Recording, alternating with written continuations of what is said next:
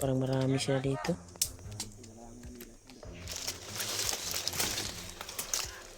Marami sila dito, bro. Baba daw daw. Baba po daw sila daw. Kuha daw sila ng pagkain.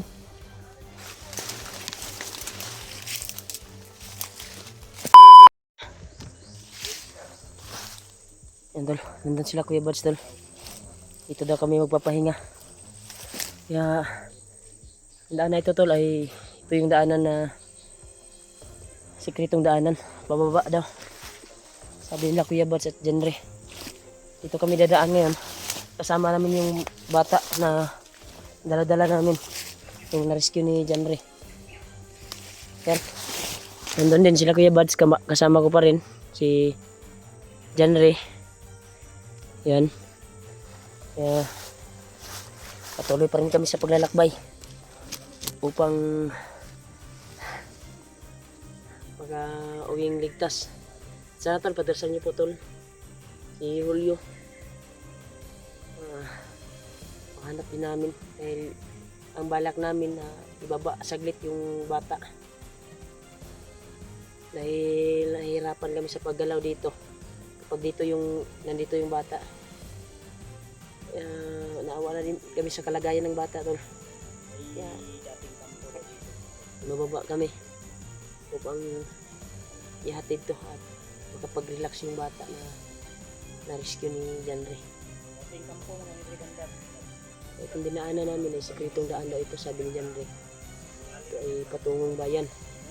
Sobrang haba na yung paglalakbay namin. Kaya ito lang kami nag-video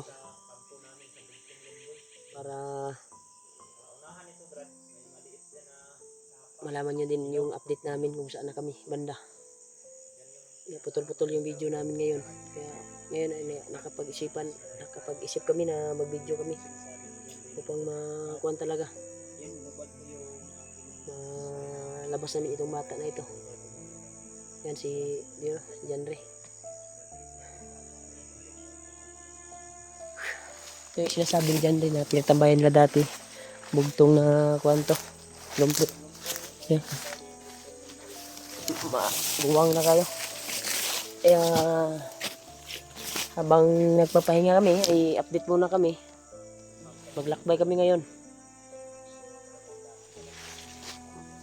Itong daanan daw ito, pababa ay makadaan daw na kami ng sapa na dinadalo yan ng tubig patungong bayan.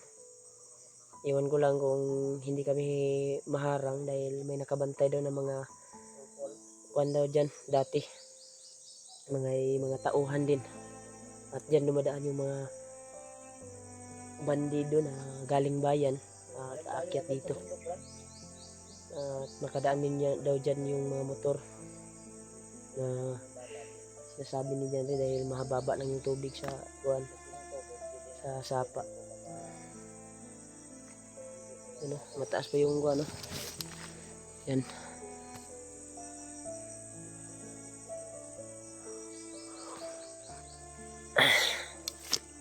Sana ay napasan namin itong area na ito at mahatid na namin itong bata na ito. Kaya sa ngayon ay nag-alala din ako kay Julius. Kaya wala tayong magawa dahil kailangan kong samahan sila Kuya Buds na bababa upang mahatid lang itong bata na ito dahil napaka-critical yung daanan na pababa para mahatid ang bata dahil nahawa ako sa kalagayan ng bata tol. Pero mas nakakaawa yung kasama natin na nasa kamay ng bandido, kamay ng kalaban, lalo na si Julio. Yun ko lang saan na ngayon.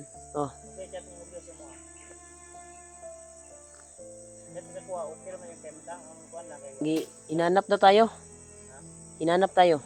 Na chat sa ko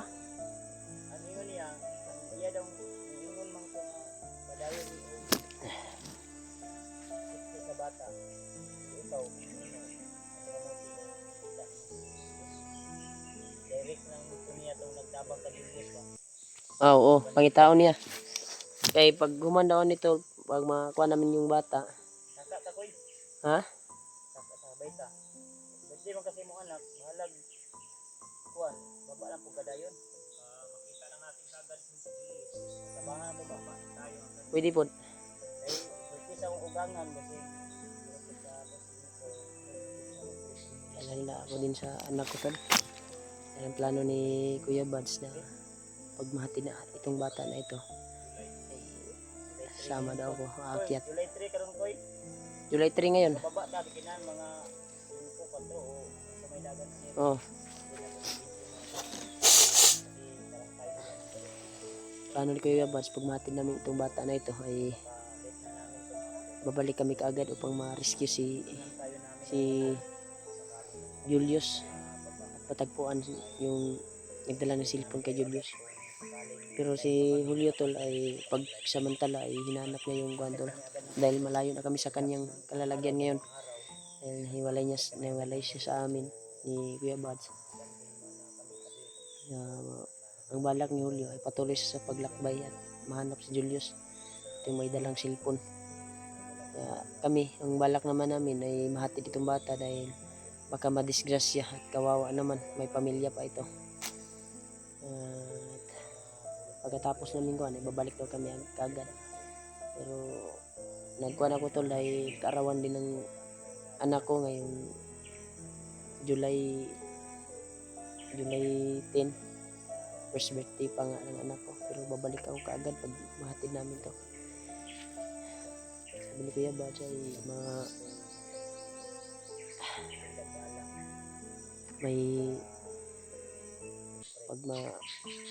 pag makaakyat kami babalik daw ko pag baba upang dadalo sa birthday ng anak ko. Pero may usapan kami ng asawa ko tol. Bababa ako para sa aking anak at magkasama ko ang aking anak na karawan niya first birthday. Pero mataas pa yung araw, baka makababa kami bukas o ngayon, makapala rin kami. Kayo tuloy yung pagwa namin, makaakyat kami kaagad upang hanapin si baka makababa kami sa susunod na araw na naman. Hanap namin si Julius. Sana ibigay ng Panginoon ang kuha namin success na lakad pang sa gayon ay ma-rescue namin kaagad si Julius.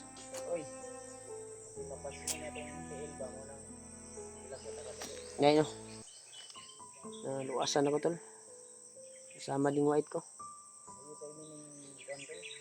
luwas.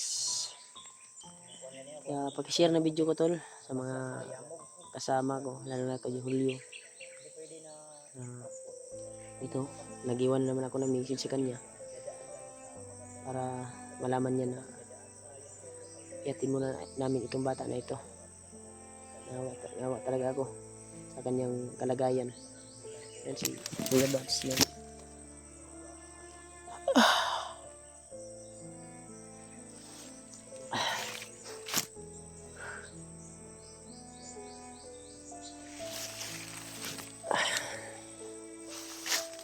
Taas pa din yung lalakbay namin. Dito siguro kami dadaan sa pangpang na ito. Yan. Basta sabi ni Janry, makadaan daw kami na sapa dyan sa ibaba na yan. Lalakbayin pa. Parang dinig nga yung ingay ng kuwan. Ingay ng kuwan doon. Dinig na namin yung ingay ng agos ng tubig. Pero hindi pa masyadong malapit. Pero sa unahan nito ay nandyan na talaga dahil yung ingay ng tubig ay rinig na namin.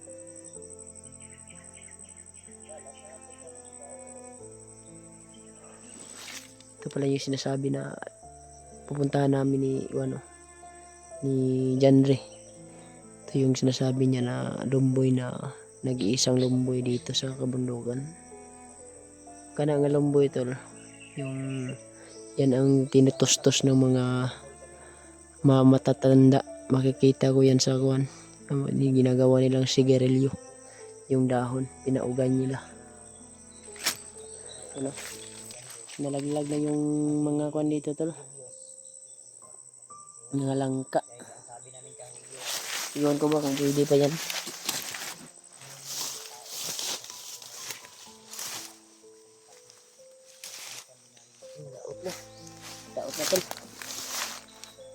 talaga na daot.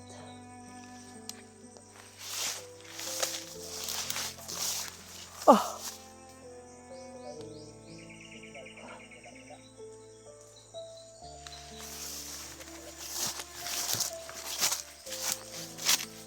Yung bata, nagpapahinga yung bata tol. Ha? Oo. Yan tol, salamat tol sa nagbigay ng load sa amin. At makapag-upload ako sa aking video. At makita nyo yung update namin. Kung ano yung kalagayan namin dito. Yun yung bata, tumayo na.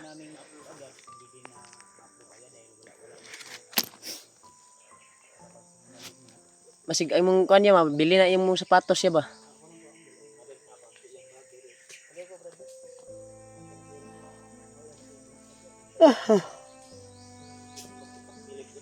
Natugon pa ko tol pero inaantok pa ako. Pero wala talaga akong tulog upang makarating kami sa bayan at mahatid ang bata na ito. Kulang kami sa tulog. Kaya panisigi talaga namin na baka baba. Dahil naawan ako sa kalagayan ng bata.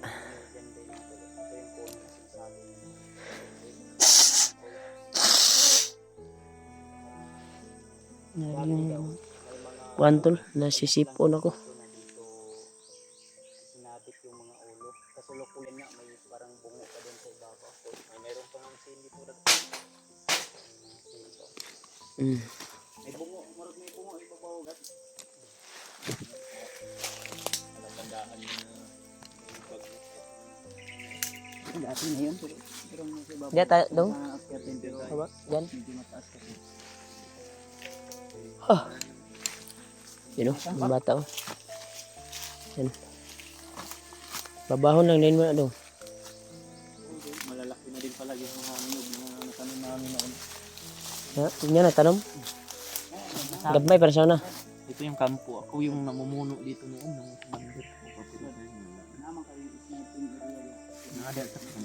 Signa pa'y na ina-assign niya ron. May bangga dyan. May bugtong mangga rin dyan. May kampo dito. Mga tao dyan. Ako may lobby dito. May coconut tree dyan. Ato ingon mo nga sapa-sapa yun. Kurang mangga. Ito. Sapa na dyan sa unahan. Ito na asa. Britagi. Gamay rin ang sapa dyan. Ano ko dyan siya? Bigyan mo yung isang bitilyo. Ayun na, naman daw kampo din sa una daw. Ayun yung lansang niya ba? Sira yung pan.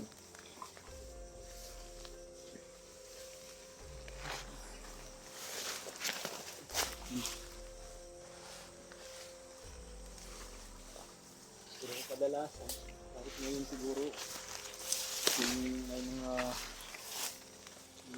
sito dito ng mga bandido, dito rin dumadaan siguro sila ba kung babala rin. Napakadali itong daanan kung babala sa Ito yung madaling daanan. Patungong bayan. Tabangi. Okay, dalawi ani bi. Nagduha na daw.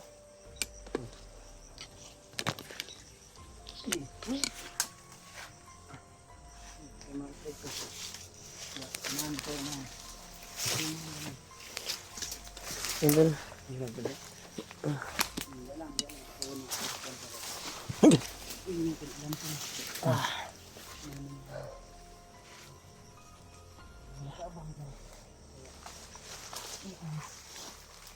Grabe yung paglalakbay ito tol. Walang putol na paglalakbay ito.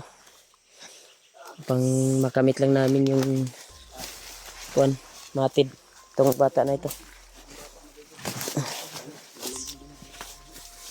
Karing hatid namin to. Pagsamantala namin siguro pag hindi namin mabigay sa ay dun sa bahay nila Janre, kanyang asawa. Pero ang plano ni Kuya Babs, saan na? Sa tabla? Sa tabla? bandido. May bandido? Wala man. May bandido sila nakikita tol. Sa ibaba daw.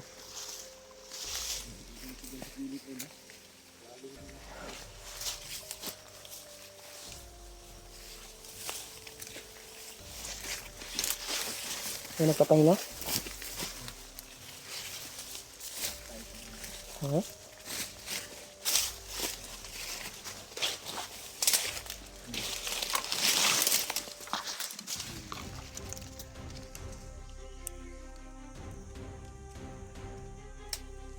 Parang marami sila dito.